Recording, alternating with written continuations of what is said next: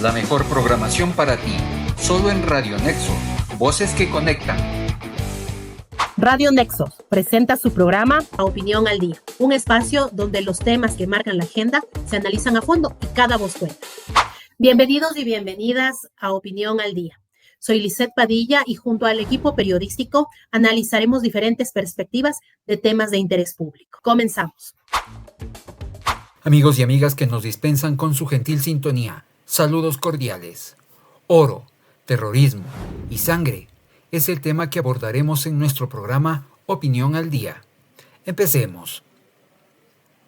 Nuestra solidaridad a las 11 familias de los militares fallecidos. Su valentía y heroísmo merece el reconocimiento de todo el pueblo ecuatoriano. Personas que como ustedes o como nosotros, día a día luchan por llevar el pan a su casa. El viernes 9 de mayo de 2025, una patrulla militar ecuatoriana, perteneciente a la Brigada de Selva número 19 Napo del Ejército, fue emboscada durante una operación de control minero en la zona de Alto Punino, provincia de Orellana. Según las primeras investigaciones realizadas por el Ministerio Público, el ataque habría sido perpetrado por el grupo delincuencial organizado Comandos de la Frontera. Con este contexto mucho más claro, salen algunas dudas que el Estado, el Comando Conjunto de las Fuerzas Armadas y los responsables de los distintos destacamentos militares deben responder a todos los ecuatorianos. Resulta extraño que al abrir el portal web del Comando Conjunto de las Fuerzas Armadas, su misión diga textualmente lo siguiente: planificar, preparar y conducir estratégicamente las operaciones militares y asesorar sobre políticas militares de guerra y de defensa nacional a fin de cumplir con la misión de las Fuerzas Armadas.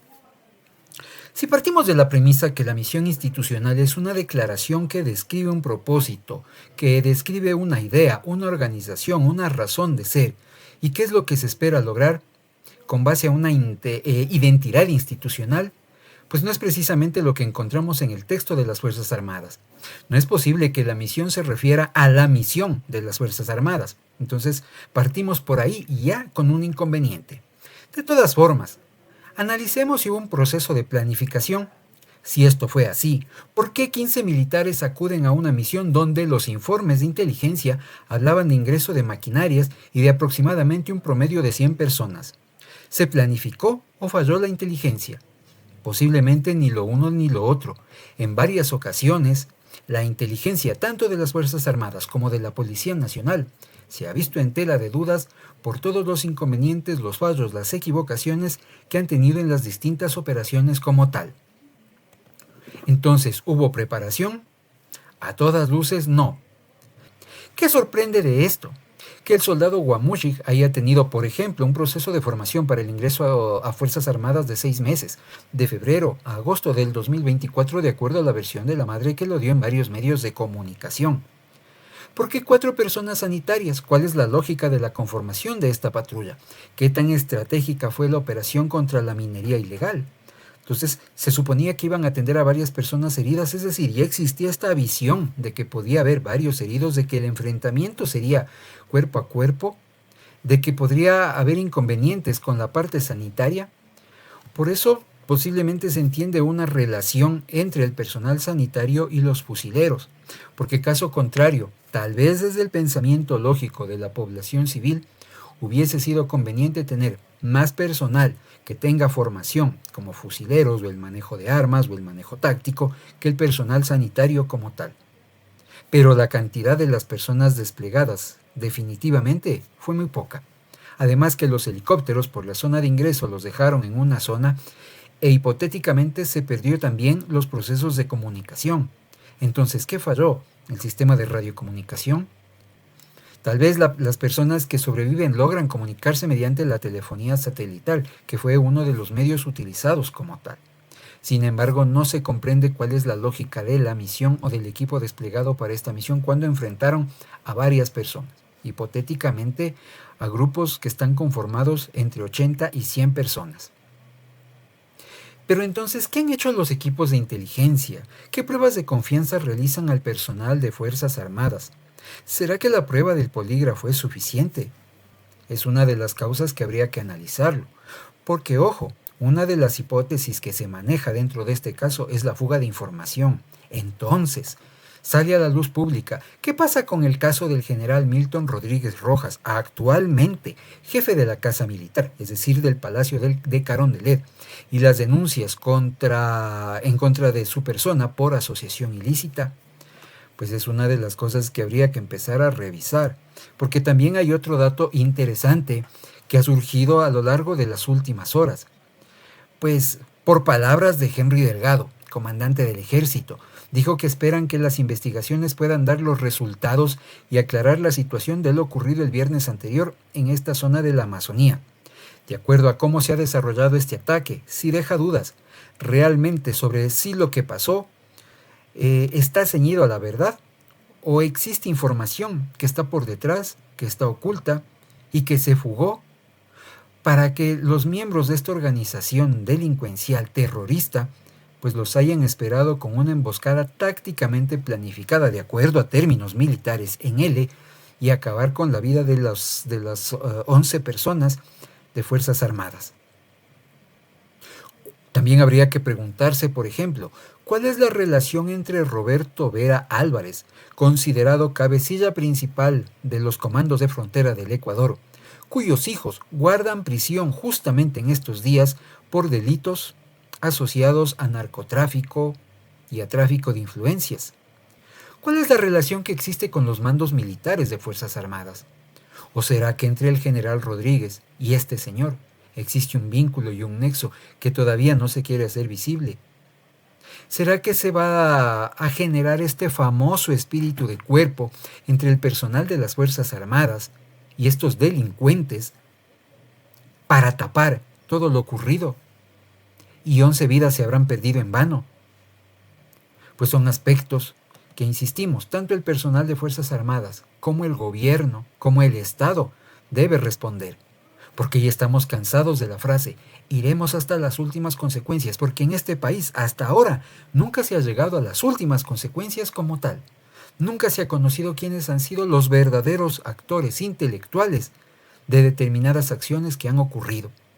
Y no solo en Fuerzas Armadas, en la política, en la policía y en otros estamentos como la función judicial, la función legislativa, la función de control social, ocurren de forma constante y hasta ahora, a pesar de que en los discursos suena bonito, hemos llegado a las últimas consecuencias.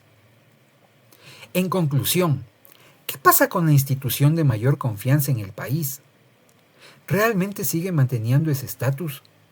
¿Las personas seguimos confiando en las Fuerzas Armadas como tal? ¿En la Policía Nacional? Cuando ocurren casos, por ejemplo, como los de María Belén Bernal, en el caso de la policía. Cuando ocurren casos, y nos vamos un poquito más ya a la historia, de las estafas y las pirámides económicas, por ejemplo, en la provincia del Oro, donde estuvieron involucrados militares y policías, no solo de bajo rango, los de alto rango también. ¿Qué espera la población ecuatoriana de sus Fuerzas Armadas, de las que con honor y orgullo defiende a nuestro país? Pero si no existe una verdadera depuración, si no existe un verdadero nivel de conciencia, entonces ¿para qué están estas instituciones? Sistemáticamente se irá perdiendo la confianza. Y hay que decirlo con claridad, el mismo presidente de la República, al traer una persona extranjera o una organización extranjera que le ayude, entre comillas, a las Fuerzas Armadas y a la policía a hacer los controles de seguridad, ¿será que está confiando en sus capacidades y en sus talentos? ¿En toda esta gente que tiene una serie de formación y que no se los está aprovechando de forma correcta? Es uno de los aspectos que lo dejamos de forma bien clara sentado en este programa, porque no es justo que el pueblo ecuatoriano siga pagando las consecuencias y los actos irresponsables de los gobiernos y de los políticos de turno. Entonces, que la depuración no sea solo para los de poncho, no sea solo para los de tropa, no sea solo para los que tienen bajo rango, sino también para los altos mandos. Porque siempre que tienen que pagar la responsabilidad, los más débiles, por no decir otra palabra, los más pendejos. Porque los otros vivos, los que están arriba, los que disponen, los que dan las órdenes, generalmente no caen.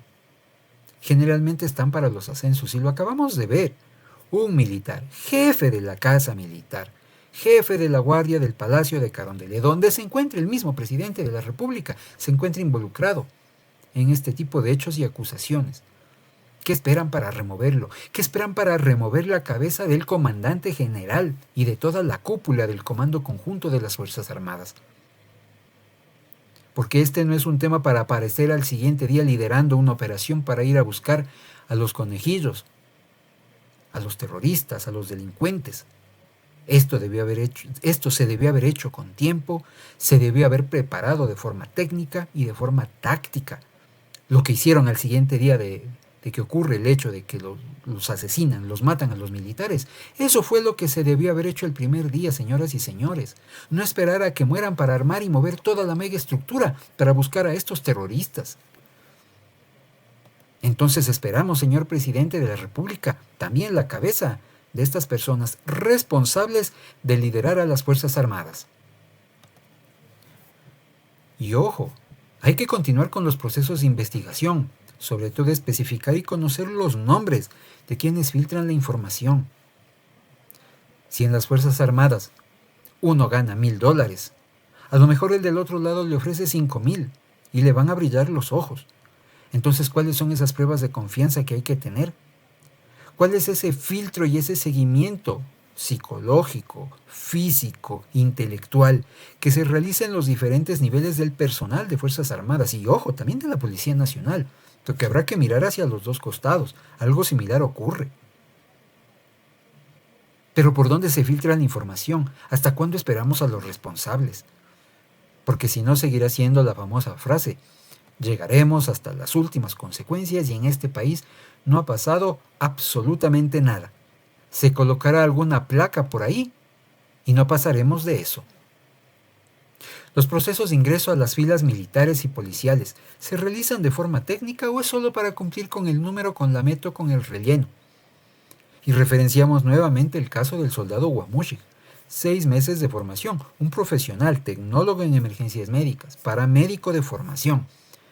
Pero con 6 meses, desde febrero hasta agosto de 2024, ya tenía toda la experiencia para desplegarse a este tipo de misiones. Posiblemente de las otras personas había un poco más de perfil, había procesos de formación, cursos de ascenso, había una serie de elementos que se puede justificar de cierta forma su inserción en este tipo de operativos. Pero ¿qué está pasando con esta parte del ingreso? Porque también muchos jóvenes de nuestro país, al verse frustrados por no poder ingresar a las universidades, porque tienen trabas para poder estudiar, porque es difícil conseguir un empleo, porque es difícil llevar el pan a la casa al día a día, porque es difícil afrontar hogares disfuncionales, ven como una de las opciones el ingresar a Fuerzas Armadas, más aún cuando ya tienen, por ejemplo, en el caso de la atención prehospitalaria, un proceso formativo. Pero también las ambulancias de nuestro país, tanto del Ministerio de Salud, del Instituto Ecuatoriano de Seguridad Social y otras organizaciones no gubernamentales, pues tienen un mercado saturado. ¿Qué les queda? Buscar el ingreso posiblemente a Fuerzas Armadas. Que no sea un proceso formativo solo de relleno, solo para decir el siguiente año en nuestra meta hemos previsto el ingreso de 10,000 militares porque vamos a reforzar la seguridad del país. ¿Pero a qué costo? ¿A costo realmente de cumplir con todo este proceso como tal? Pues hemos procurado en este espacio llegar con toda la frontalidad del caso para decirles frente a las autoridades de nuestro país que nos sentimos defraudados de su accionar, que nos quedamos con la boca abierta al ir desenterrando o al ir desenredando toda esta maraña de casos y cosas que tienen que ver con esos aspectos. ¿Cuántas mineras ilegales hay? ¿Cuál es el plan que se está trabajando? No queremos que nos lo den a conocer, porque evidentemente se entiende que es un tema de inteligencia y se entiende que es un tema que debe tener alguna reserva. Pero ¿qué hay más allá del oro, el terrorismo y la sangre de 11 militares que quedó en el terreno? Amigos y amigas, muchas gracias. Hoy hablaremos de un tema muy importante y que está cambiando el mundo, sobre la inteligencia artificial. en entornos laborales y educativos. Sus ventajas y desventajas.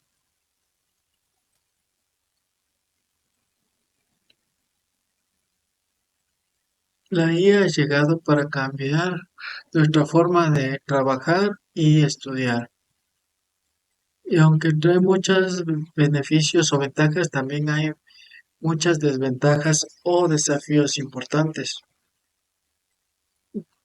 Primero hablemos del entorno laboral. Las ventajas en el entorno laboral.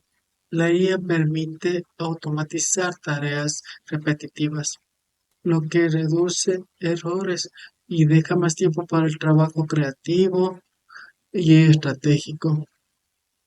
Mejora la toma de decisiones, ya que analiza grandes volúmenes de datos y ofrece predicciones útiles, como ventas futuras o gestión de riesgos. También mejora la atención al cliente mediante chatbot o asistentes virtuales que están disponibles las 24 horas.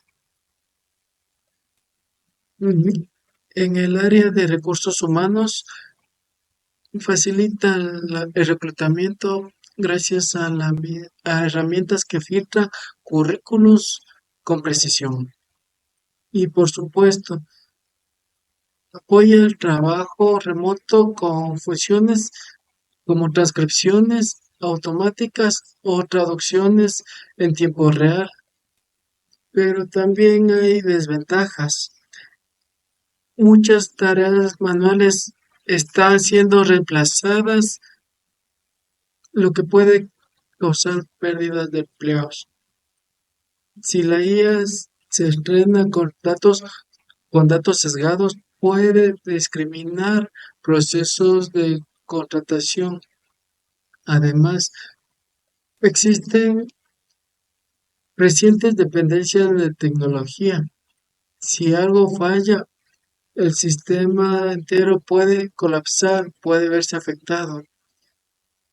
Y en profesiones que requieren empatía, como la medicina o la psicología, la IA no puede reemplazar el contacto o el trato humano.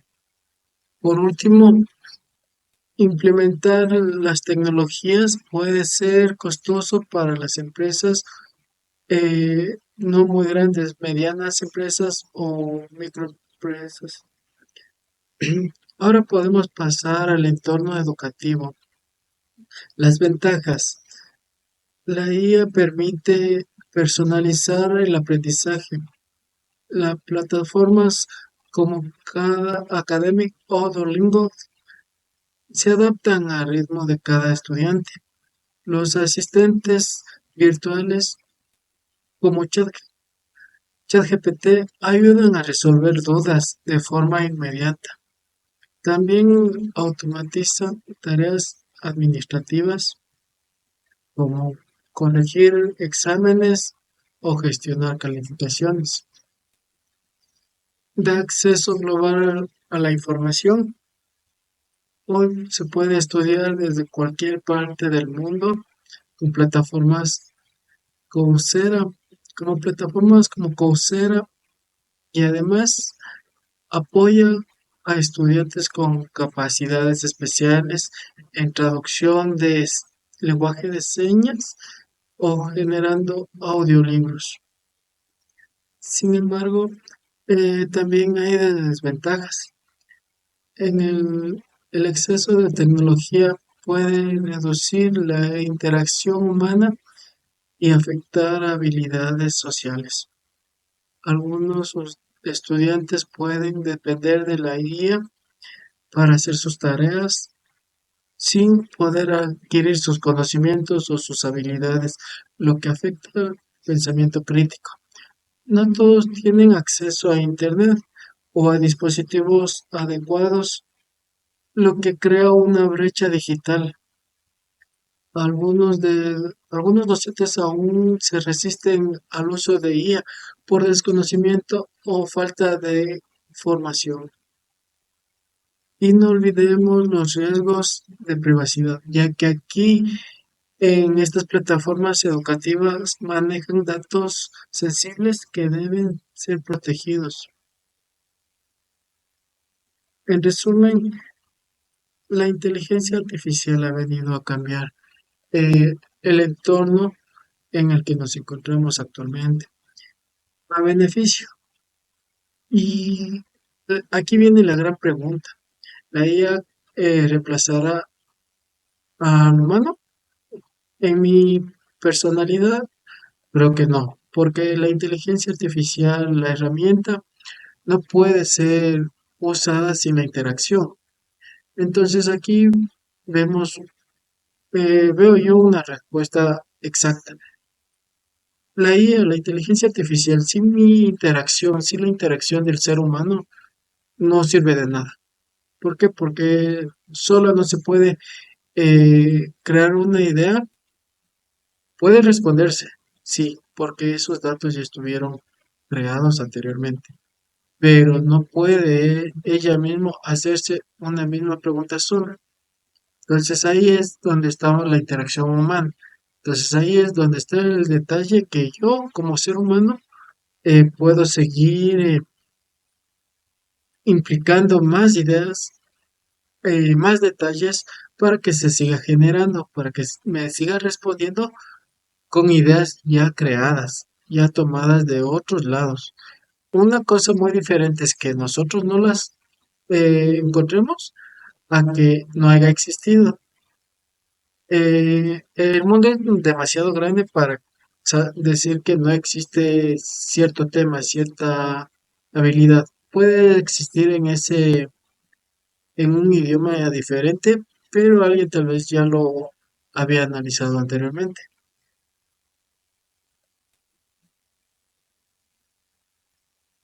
La inteligencia artificial puede ser una gran aliada, tanto en el trabajo como en la educación, pero su uso debe ser muy responsable y equilibrado y bien regulado también para evitar consecuencias negativas como el desempleo, la pérdida de habilidades, la pérdida de habilidades humanas, formaciones éticas y la adaptabilidad son claves para aprovechar al máximo todo lo que la IA tiene. Gracias por escucharme. Un excelente día. Queridos oyentes, gracias por acompañarnos una vez más. Hoy queremos poner sobre la mesa una realidad que nos golpea a todos. Ecuador vive un estado de miedo, una crisis de seguridad sin precedentes que golpea al país. La seguridad en Ecuador ha dejado de ser una preocupación aislada para convertirse en una emergencia nacional. En 2024, el país registró 6.964 muertes violentas, lo que equivale a una tasa de 38.76 homicidios por cada 100.000 habitantes. Y en el primer trimestre del 2025 los números se dispararon. Fue el trimestre más violento de la historia reciente, con un 65% más de homicidios en relación al mismo periodo del año anterior. Hace apenas unos años, Ecuador era considerado uno de los países más seguros de la región. Hoy en día estamos en el primer lugar de los países más violentos con índices de homicidios en Sudamérica. Pero, ¿qué pasó en este tiempo? ¿Cómo pasamos de sentirnos protegidos, sentirnos seguros, a vivir con la incertidumbre de saber si volveremos al final del día a casa? La respuesta no es tan simple, pero hay claros factores y determinantes para esta situación. Ecuador actualmente libra una batalla contra dos líneas de criminalidad. La primera, esa que opera desde las sombras, la que mueve millones, controla rutas del narcotráfico, lava dinero. Eh, y lo más grave, la que ha logrado infiltrarse en nuestras instituciones. Aquí hablamos de crimen organizado a gran escala, ya no es una amenaza externa, está en nuestros puertos, en nuestros barrios, Las bandas criminales como los choneros, los lobos, las águilas, tiguerones y otras más, ya no son pandillas locales, son brazos armados de cárteles internacionales, como el cártel de Sinaloa o el cártel Jalisco Nueva Generación. Y lo más alarmante es que tienen control, tienen logística, tienen armamento y tienen capacidad de negociación. Estas organizaciones han utilizado el terror como estrategia, coches bomba, amenazas masivas, asesinatos, secuestros y atentados ya no son casos aislados. Se han convertido en el lenguaje con el que operan y la violencia en el país se ha profesionalizado. Por otro lado, tenemos esa delincuencia que sentimos a diario, eh, la del robo en el autobús, el asalto en la tienda, la extorsión a los comerciantes, el sicariato por encargo. Lo más preocupante es que estas dos líneas de criminalidad están conectadas. Las bandas grandes necesitan de estos delitos menores para sostener su estructura. Ante esto, gobierno tras gobierno ha mostrado una debilidad alarmante y permisiva para los criminales. Lo vimos con el asesinato de Fernando Villavicencio en pleno proceso electoral, frente a cámaras y con total impunidad. Lo vimos cuando las bandas tomaron el control de las cárceles convirtiéndolas en zonas o en fortalezas criminales, donde se puede planear atentados, donde se puede planear extorsiones, donde se planean masacres. Lo vemos cada vez que escuchamos que un nuevo funcionario judicial es asesinado, que un policía es secuestrado o que un periodista es amenazado por querer contar la verdad de lo que ocurre. Todos recordamos los hechos que se dieron en enero del 2024, cuando el país vivía días de terror, tomas de canales de televisión, motines simultáneos, bombas en áreas públicas. El presidente Daniel Noboa declaró en ese momento el estado de conflicto armado interno. Fue una medida desesperada, pero que también marcó un punto de no retorno para el país. A inicios de su mandato, Noboa lanzó el tan famoso Plan Fénix, una estrategia nacional de seguridad. Con esto se desplegaron las Fuerzas Armadas y en conjunto con la policía al territorio para enfrentar a 22 organizaciones delictivas consideradas como grupos terroristas. En los primeros meses se pudieron ver cambios favorables o resultados favorables, digámoslo así. Se reportaron 2,000 detenidos, que incluían 150 personas consideradas por terrorismo, más de 700 armas incautadas, explosivos, municiones, vehículos robados, y se lanzaron 55 operativos militares y policiales conjuntas en todo el país. Pero ¿esto realmente fue suficiente? Y la respuesta tristemente es que no, no lo fue. Es verdad que al inicio se sintió una leve calma, una leve tranquilidad o paz. El estar militarizados brindó una sensación de seguridad, pero con el pasar de los días, esos días de tranquilidad se fueron diluyendo, porque a pesar de tener militares y policías en las calles, las bandas criminales volvieron una y otra vez a sembrar el terror. La batalla no se gana con tanques ni con rifles, se gana con instituciones fuertes, justas, honestas, fiscales protegidos, policías bien formados, una ciudadanía activa, pero sobre todo con una lucha constante y decidida. Aquí es donde tenemos que hacer una pausa que a muchos puede incomodar, pero ¿dónde están esas instituciones fuertes, justas, honestas? ¿Dónde está la justicia? Porque mientras las bandas se organizan con disciplina casi militar, el sistema judicial libera a los criminales por tecnicismos, por corrupción, Mientras que los barrios se llenan de miedo, los delincuentes caminan tranquilos por las calles. No se puede ignorar que el Plan Fénix fue un gran avance frente a una inacción de gobiernos anteriores. Es una apuesta arriesgada pero necesaria. Y sin embargo, ningún plan será sostenible si no se acompaña de medidas estructurales. Justicia eficiente, educación de calidad, oportunidades laborales, inversión social y protección para quienes luchan contra el crimen. No se trata de culpar al gobierno de turno, porque esta es una deuda acumulada por años y años de abandono, de mirar hacia otro lado, de preferir la imagen antes que la acción, pero lo que sí podemos exigir hoy es que se afronte esta crisis con determinación. No se puede ser tibio cuando el país se desangra y se hunde en esta crisis de criminalidad. Este también es un buen momento para cuestionarnos a nosotros como ciudadanos, porque ¿qué estamos haciendo? ¿Cómo afrontamos estas situaciones?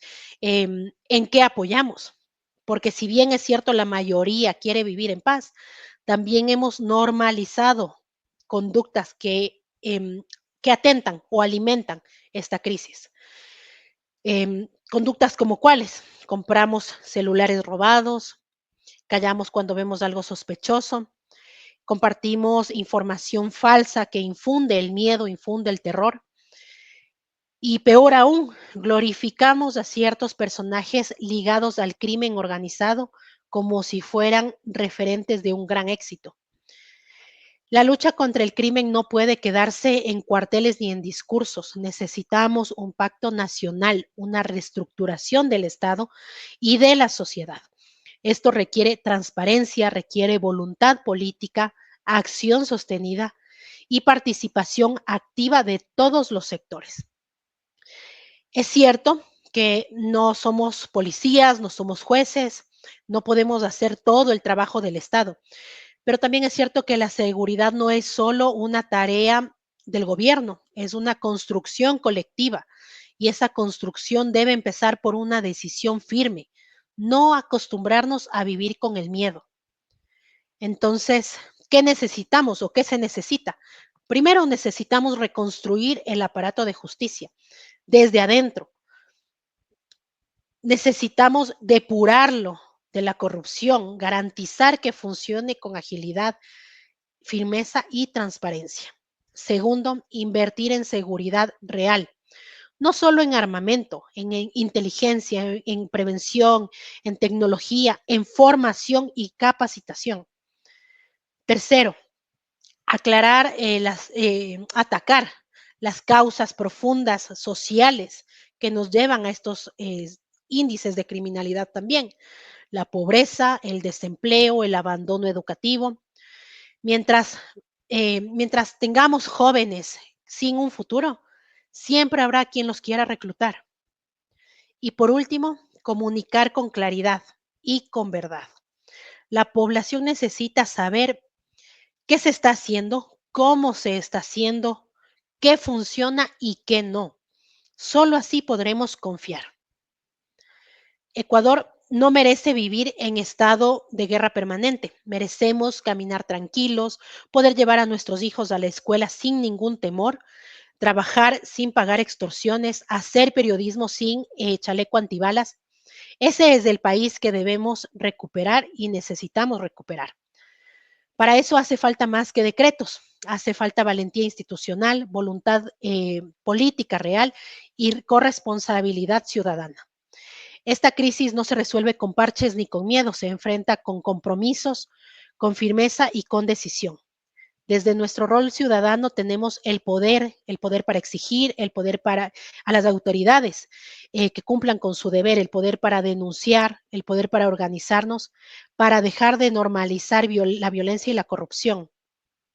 Y a quienes nos gobiernan, este es el momento de demostrar que están del lado de la ciudadanía. No con shows mediáticos, sino con reformas profundas. A ustedes, querida audiencia, gracias por escucharnos.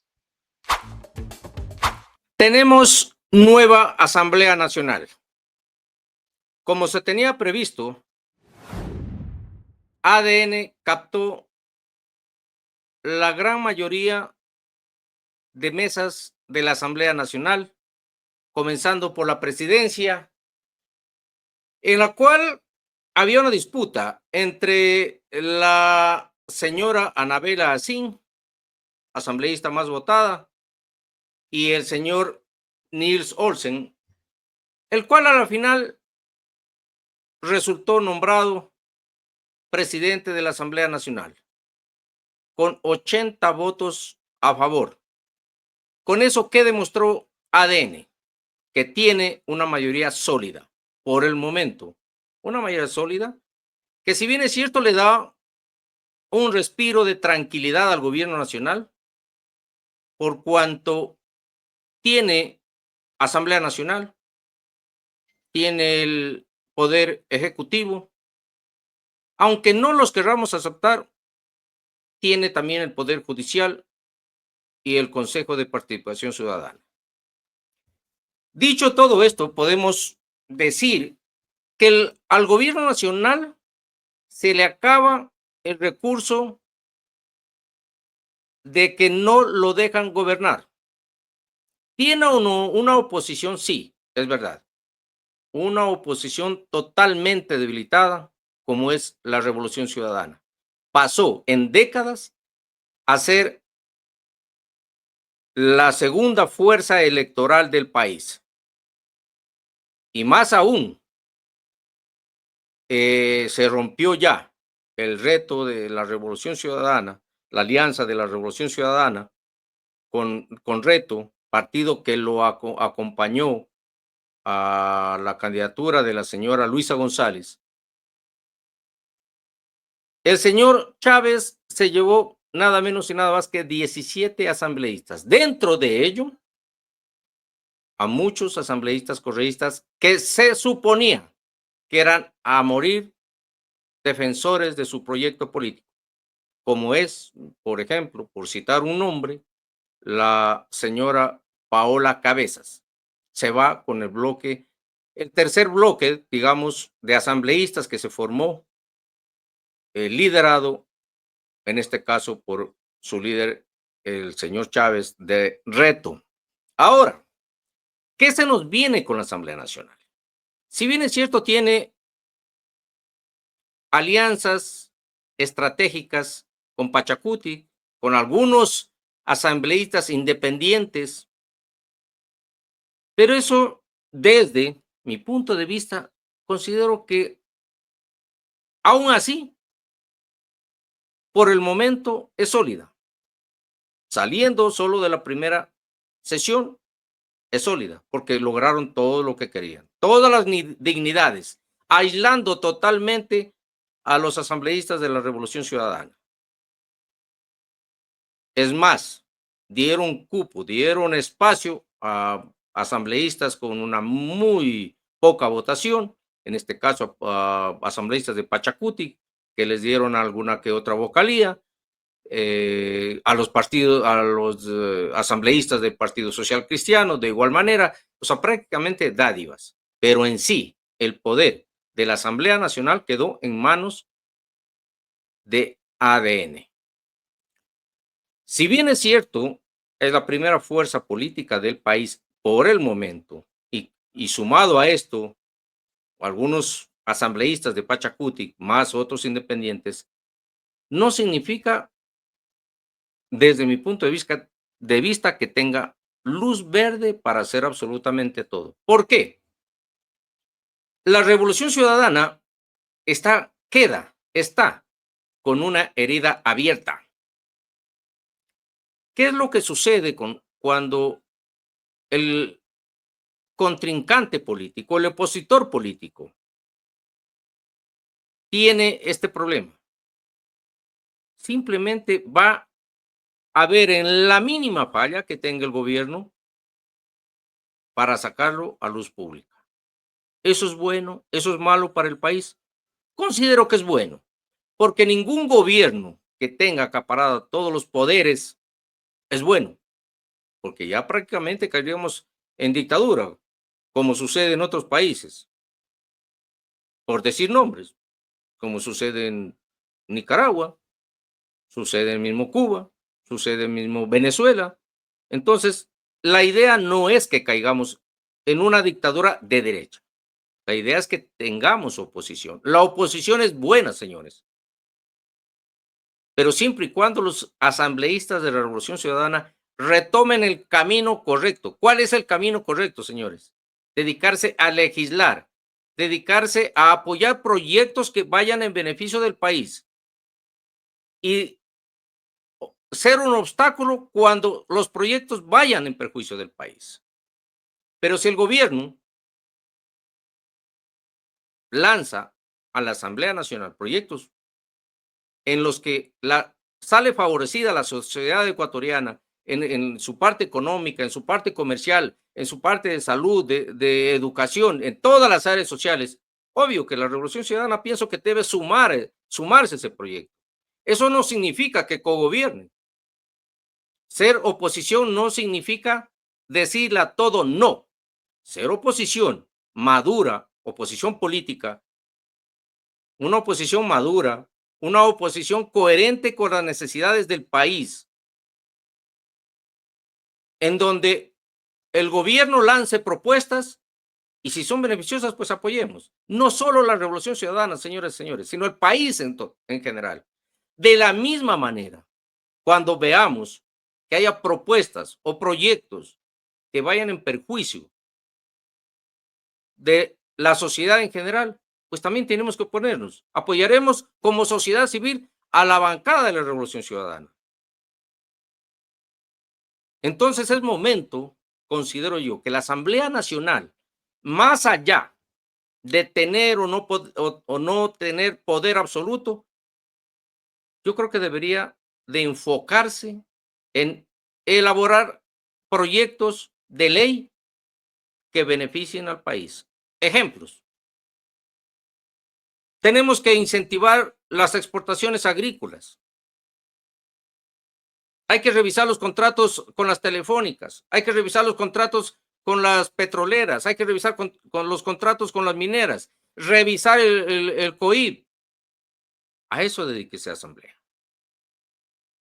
Y aparte de eso, no se olviden que la principal función de la Asamblea Nacional es fiscalizar. Que no se fiscalice con direccionamientos. La fiscalización tiene que ser general. Pues la entidad que salió libre, pues no ha pasado nada. Hay que seguir apoyando, porque sería de felicitar una entidad que siendo fiscalizada y salga limpia. Sería lo mejor que nos pueda pasar, cosa que lo dudo. Lastimosamente, la corrupción está incrustada en todas las entidades estatales. Es duro decirlo, pero es la verdad. Tenemos corrupción incluso en el mismo Ejército Nacional, en la Policía Nacional, en las entidades de la banca pública, telefónica pública, como es CNT. Tenemos la corrupción en todo lado. No podemos señalar a una entidad que esté libre o que solo sea esa la entidad corrupta. Entonces la Asamblea Nacional tiene un arduo y largo trabajo. Ya basta. Hemos pasado prácticamente 3 periodos que la Asamblea Nacional ha sido la entidad pública con menos credibilidad que ha existido. La Asamblea Nacional que acaba de irse prácticamente va con una reputación por los suelos. Esa es la forma de recuperar espacio, señores asambleístas. Indiferente de ADN, Revolución Ciudadana, Reto de Pachacuti, indiferente de donde sean. Dediquémonos a una sola función: fiscalizar, emitir leyes que vayan en beneficio del país, que es lo único que necesitamos. El país, señores asambleístas, necesita trabajo, salud, seguridad, educación. Eso necesita, entre otras cosas. Entonces, señores asambleístas, señores ADN, señor gobierno,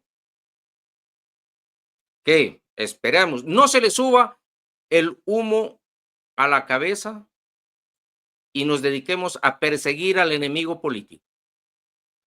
Dediquémonos a hacer las funciones para las que fueron elegidos. Si es así, la Asamblea Nacional irá recuperando de a poco su credibilidad. Y hoy con mucho agrado vemos que muchos asambleístas muy jóvenes, que eso es bueno, es refrescante, son jóvenes, sí. ¿Por qué es bueno? Porque aparte de que tienen su preparación, vienen sin mancha política, que es lo que tiene la mayoría de políticos del pasado. ¿O me equivoco? Entonces demos la oportunidad a los jóvenes. Jóvenes, asambleístas, esta es su oportunidad de oro. El país les confió una dignidad que quizá jamás la pensaron tener en sus manos tan pronto. Tenemos, me parece, un asambleísta que no pasa de 18 o 20 años de ADN. Tenemos asambleístas que están entre los 25 y 26 años. Perfecto. Eso es lo que quería el país. Refrescarse con los nuevos asambleístas. Entonces, dediquémonos a legislar para el país. Este es el mensaje no de Tito Ibarra, no mío. Es el mensaje del pueblo ecuatoriano que clama porque haya una asamblea competente, que haya una asamblea digna, que haya una asamblea que libre de corrupción. Eso es lo que clama el país. Y si eso nos dan, señores asambleístas, téngalo por seguro de que muchos de ustedes a lo mejor quieran ser reelectos. Y muchos ya terminarán su ciclo, porque muchos asambleístas fueron reelegidos, la Constitución no da para más, una tercera elección, y se les dirá gracias por haber hecho un buen trabajo. Caso contrario, especialmente para los asambleístas jóvenes, denlo todo para el país, para que sigan teniendo la oportunidad de tener acceso a una nueva elección popular. He dicho. ¿Alguna vez has tenido que ir a un hospital público y salir con una receta que no puedes costear? Esperar semanas por una cita médica que nunca llega, o ver un familiar morirse sin atención oportuna. Quiero hablar de algo que no aparece en las campañas publicitarias del gobierno, ni en los discursos optimistas sobre el futuro del país. Quiero hablar de la salud pública en Ecuador y cómo se está derrumbando frente a nuestros ojos. Sí, derrumbando. No hay médicos, no hay medicina, no hay equipos y lo que es peor, no hay voluntad política para cambiar esta realidad. Pero no quiero que se piense que esto solo es un problema técnico o económico. Esta es una emergencia humana y si tú o alguien que amas depende del sistema público, esta realidad te afecta. Aunque aún no te haya tocado directamente, la salud pública en Ecuador atraviesa una de las etapas más críticas de su historia reciente. Lo que alguna vez se pensó como un proceso de modernización y ampliación del sistema ha terminado desmoronándose frente a los ojos de una ciudadanía cada vez más cansada de promesas incumplidas. Aunque las deficiencias estructurales de la salud pública no son nuevas, en los últimos años se han intensificado hasta alcanzar niveles alarmantes. Enfermarse en Ecuador hoy significa enfrentarse a la incertidumbre, a la espera, al abandono institucional. La Constitución ecuatoriana, en su artículo 32, recordemos, establece claramente que la salud es un derecho garantizado por el Estado. En la práctica, este mandato constitucional se desdibuja cuando los ciudadanos llegan a hospitales sin médicos, sin medicina, sin insumos básicos. Las cifras oficiales lo confirman. Más de 19.800 profesionales de la salud hacen falta en el sistema público, según un informe del Ministerio de Salud Pública del 2024. Este déficit tiene consecuencias directas y trágicas. No se trata solo de esperas prolongadas, sino de diagnósticos tardíos, tratamientos incompletos y muertes que se pudieron evitar. En los hospitales como el Eugenio Espejo de Quito, Teodoro Maldonado de Guayaquil, la sobrecarga del personal médico es evidente. Turnos extendidos, servicios colapsados, falta de especialistas generan un ambiente de tensión constante. A ello se suma la escasez de equipos médicos actualizados. En algunas unidades de terapia intensiva aún siguen utilizando respiradores mecánicos adquiridos durante la emergencia del COVID-19, muchos de los cuales no han recibido mantenimiento adecuado. La situación se agrava con el acceso limitado a medicamentos. Datos del Observatorio Ciudadano de Salud indican que el abastecimiento de los hospitales públicos no supera el 65%. ¿Qué implica esto? Que un tercio de los medicamentos esenciales simplemente no están disponibles cuando se los necesita. En provincias como Morona, Santiago, Loja, Sucumbíos, la situación es aún más crítica. Los pacientes deben desplazarse en largas distancias para cumplir sus tratamientos, muchas veces sin éxito. Esta realidad contradice por completo el principio de equidad en el acceso a la salud. Durante la pandemia, el país se enfrentó a uno de los momentos más duros de su historia sanitaria. Debemos recordar que el colapso del sistema dejó imágenes imborrables, cadáveres en las calles, hospitales desbordados y un personal médico sin insumos adecuados para enfrentar la emergencia. Más de 400 profesionales de la salud murieron por COVID-19 en el país, por no recibir protección ni equipos adecuados. A pesar de eso, hoy en día miles de médicos y enfermeras contratados en este periodo siguen esperando la renovación de sus contratos o el pago de sueldo atrasado. La precarización laboral en el sector de salud ha tenido un impacto negativo tanto en calidad de servicio como en la moral personal. Según la Federación Médica Ecuatoriana, al menos 7,000 profesionales trabajan bajo contrato ocasional, muchos de ellos sin estabilidad ni acceso a derechos laborales básicos. Esta situación promueve el éxodo de talento hacia el extranjero, hacia el sector privado. De esta forma se debilita aún más el sistema público. La escasez de personal y medicamentos hay que sumar una infraestructura deteriorada. Así es, un estudio realizado por la Universidad Central en el 2023 señaló que más del 60% de las casas de salud del país presentan fallas estructurales o deficiencias tecnológicas. Algunos centros no cuentan con agua potable permanente. Otros no tienen sistemas de climatización adecuados o presentan problemas eléctricos que impiden el funcionamiento de equipos médicos. En esas condiciones, hablar de atención de calidad resulta ilusorio. El sistema de salud pública también enfrenta un problema crónico de corrupción. La Comisión Nacional Anticorrupción y la Contraloría General del Estado han documentado múltiples casos de sobreprecio, contratos y adjudicaciones irregulares. En el 2020 se destaparon escándalos de compras fraudulentas con sobreprecios de hasta el 900%. Empresas creadas con apenas semanas de existencia recibieron contratos millonarios. Estos recursos millonarios representan vidas que no pudieron salvarse o tratamientos que no pudieron concluirse. El presupuesto para salud también refleja un gran problema, porque según la OMS, lo que dice es que se recomienda una inversión mínima del 6% del PIB en salud. Ecuador ha fluctuado entre el 3.5% y el 4% en los últimos años. En el 2023, el presupuesto fue de $3,744 millones, apenas un 0.5% más que en el 2022, a pesar del incremento poblacional y de la inflación. Este monto resulta claramente insuficiente para sostener un sistema que, además de curar, debe prevenir y educar. La prevención es precisamente uno de los aspectos más descuidados. Las campañas de vacunación han tenido retrocesos alarmantes. Tengamos cuidado con las siguientes cifras. Según la UNICEF, la cobertura de la vacuna pentavalente en los niños menores de 1 año cayó de un 88% en el 2019 al 72% en el 2022. Esto pone en riesgo el control de enfermedades como la difteria, el tétanos, la hepatitis B. Asimismo, enfermedades como el dengue, la malaria, la tuberculosis han registrado varios rebrotes, especialmente en la Amazonía, donde la presencia del Estado es débil o inexistente. Y no hablemos de salud mental. Los avances son prácticamente nulos. Solo hay 77 psiquiatras por cada 1.000.000 de habitantes en Ecuador, cuando en promedio lo que la OMS recomienda es que debe ser de 200. y apenas hay 3 hospitales psiquiátricos públicos en todo el país y una escasa red de atención comunitaria. ¿Qué deja esto?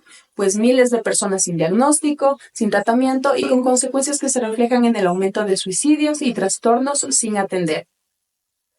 Los pueblos indígenas y las comunidades rurales son los más afectados por esta crisis. En varios territorios no existen centros permanentes y los brigadistas llegan una vez al mes o incluso menos. Las mujeres indígenas tienen tasas de mortalidad materna 3 veces más alta que el promedio nacional, según datos del INEC. Esta desigualdad territorial y étnica en el acceso a la salud representa una forma de violencia estructural que el Estado no ha sabido ni ha querido atender. Frente a este panorama, el rol del Estado ha sido más retórico que transformador. Se anuncian reformas, se firman convenios, se inauguran proyectos, pero no existe un plan de reestructuración. La salud no puede tratarse de esta forma. Tampoco puede ser un botín político del gobierno de turno. Es hora de asumirla como una prioridad nacional, como una política del Estado para que trascienda más allá de los ciclos electorales. ¿Qué hacer? La solución no es simple, pero es posible. Requiere voluntad política, decisiones valientes, participación ciudadana activa. Debe haber una auditoría profunda de los recursos invertidos en salud, sanciones ejemplares contra los corruptos y una planificación territorial que priorice a las poblaciones más vulnerables. Es necesario invertir en formación médica, mejorar condiciones laborales del personal y asegurar el acceso universal a medicinas e insumos básicos. También es fundamental incluir a la ciudadanía en el proceso. La participación comunitaria de la gestión de la salud puede ser un elemento clave para mejorar la eficiencia y para combatir la corrupción. Las veedurías, redes de usuarios, consejos locales de salud son mecanismos que deben fortalecerse y no ser vistos como amenazas por las autoridades. En definitiva, reconstruir el sistema de salud pública en Ecuador no es solo una tarea técnica o financiera, es una tarea ética, moral y política, porque detrás de cada dato, de cada cifra, hay una historia humana que nos interpela. Porque una sociedad que no cuida de sus enfermos, de sus adultos mayores, de sus niños, es una sociedad que ha perdido el sentido de lo común. Hoy debemos preguntarnos, ¿qué tipo de país queremos? ¿Uno donde la salud sea un derecho real o una promesa hueca? ¿Uno donde las vidas humanas tengan prioridad sobre los intereses económicos o donde la burocracia y la corrupción marquen el destino de vidas? No podemos seguir normalizando la precariedad. No podemos aceptar como inevitable que nuestros hospitales estén sin médicos, que nuestras farmacias públicas estén vacías o que la atención digna dependa del bolsillo. Cada ciudadano, cada organización, cada autoridad tiene un papel que cumplir en defensa de este derecho esencial. La salud pública no debe seguir siendo el eslabón más débil del Estado ecuatoriano. Debe convertirse en un pilar sobre el cual construyamos una sociedad más justa, más humana y más solidaria. No es una necesidad urgente, es un imperativo moral. El momento de actuar es ahora, porque cada día que pase sin cambios es un día en el que alguien sufre, en el que alguien muere, en el que alguien se rompe el pacto social que nos debería unir, y porque un país que abandona su salud se enferma en su conciencia. Simple. Gracias. Y así cerramos otra edición más de Opinión al Día. Agradecemos su sintonía y los invitamos a seguir informándose y participando con nosotros. Nos encontraremos en una próxima ocasión. Hasta pronto. Radio Nexos presentó su programa Opinión al Día, un espacio donde los temas que marcan la agenda se analizan a fondo y cada voz cuenta. La mejor programación para ti, solo en Radio Nexos. Voces que conectan. Quédate en nuestra sintonía.